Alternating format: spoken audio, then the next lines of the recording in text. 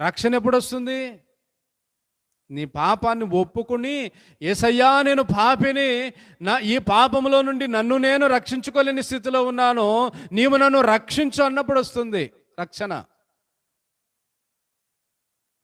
అదే కదా చదువుకున్నాం కీర్తన 12:5లో, రక్షణ కోరుకున్న వారికి నేను రక్షణ కలుగజేసేదని. ఎవరికి రక్షణ అంటే ఎవరు? ప్రభు నామమును బట్టి, ఇంకా ఏ నామమును బట్టి కాదు.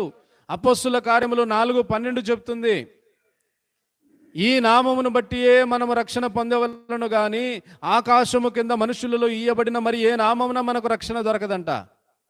ఏ నామమున రక్షణ? యేసు ప్రభు నామముననే రక్షణ. అపొస్తలుల కార్యములు 16:31 ప్రభువైన యేసునందు విశ్వాసముంచుము, అప్పుడు నీవును నీ ఇంటి వారును రక్షణ పొందుతారు.